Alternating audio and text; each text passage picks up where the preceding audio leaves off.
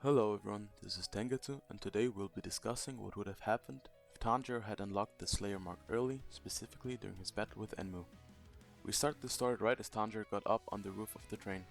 Enmu stood in front of him, taunting him and instantly sending him back into a dream where he lived with his family. Tanjiro, who already knew what he had to do, instantly awoke again and blitzed toward the demon, slicing off his neck.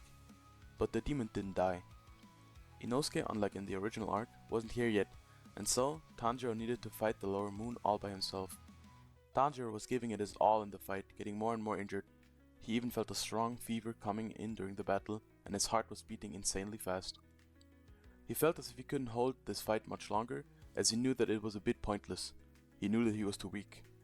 What he was fighting was not the real body. He could smell where it really was.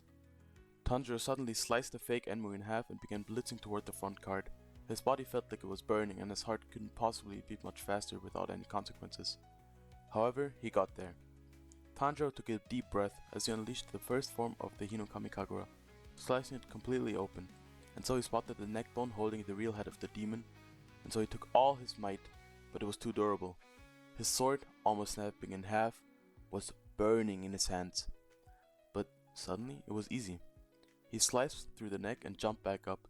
Seeing the train derail and the demon slowly vanishing, he knew that something wasn't quite right. Unknowingly, this would change the entire world forever. We cut forward to them all standing outside. Tanjiro could finally rest for a second as sharp pain shot through his body. The Demon Slayer mark, whilst powerful, took an extreme toll on his body, and he passed out on the spot. Inosuke was beside himself as to how he wasn't able to fight the demon, while Zenitsu frantically tried to wake Tanjiro. Rengoku, seeing this, smiled a bit. These three demon slayers before him would definitely be able to become Hashira someday. Suddenly Tanjiro's eyes shot awake. His nose picked up a scent so foul he couldn't describe it. His eyes were filled with horror as he saw a demon standing in the distance, pink hair and pale, with white skins and markings everywhere. That smell, he knew that demon was powerful. Tanjiro attempted to scream out, but he couldn't. His body was too fatigued, his lungs ached with every breath.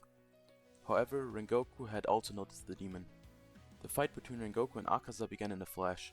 They clashed on relatively even ground, however it was clear that Akaza was holding back, attempting to convince the Hashira to convert to his side, but to little success. The fight slowly came to an end as Rengoku unleashed his final technique and clashed with Akaza, once more. However, this time Rengoku was the faster one.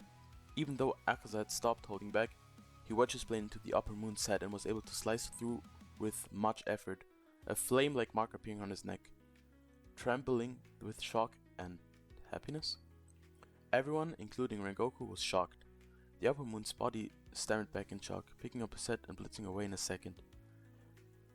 Rengoku crumpled to his knees in fatigue, a large bruise on his chest, however it wasn't fatal. Tanjiro, riding on Nezuko's shoulder, came over to the pillar with tears in his eyes alongside everyone else. They all shouted in joy and confusion. How could the demon survive? But that didn't matter. A pillar just beat an upper moon for the first time in many years. Even though he didn't die. We skip forward some time to them all recovering in the Butterfly Mansion. Rengoku was already back on his feet, but he came to visit often. His interest was very much centered on Tanjiro though.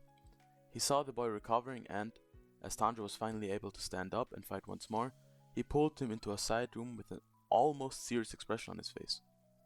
He asked the young slayer if he was interested in becoming his Tsugoku. Tanjiro's jaw almost hit the floor. Becoming a Tsugoku to a Hashira was an honor for which many slayers would kill for, and for him to just be offered it, even though their breathing styles were not even the same, needless to say he was shocked. He agreed to it feverishly. However, he also mentioned that he'd also like to bring his two friends alongside his sister with him. This was, of course, not a problem for Rengoku, who liked them all. He was unconsciously already planning on how to train them all. We skip forward some time. Tengen had set off to the entertainment district alone this time, having with him only 3 unknown female demon slayers who would feed him information on what was going on in their respective area. Rengoku was quite close with Tengen and so they exchanged some letters with their crows. They discussed what was happening and also about the mark, which both he and Tanjiro had awakened. This was, of course, also discussed in a Hashira meeting. Their letter discourse was pretty much daily, and so, when Rengoku stopped receiving them, he began to be worried, and so he set off with the permission of the master to see what was going on for himself and of course his 3 trainees.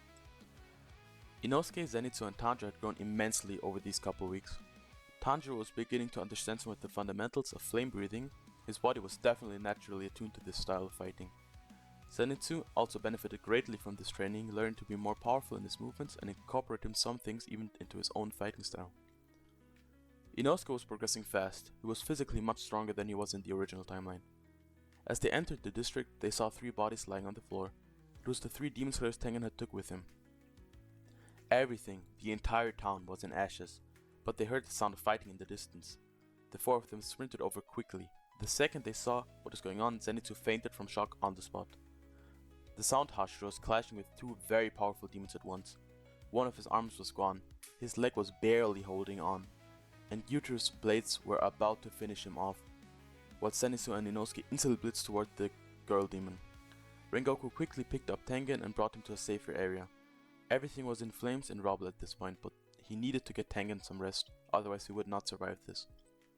Rengoku called out for the wives of the sound husher, but only one came.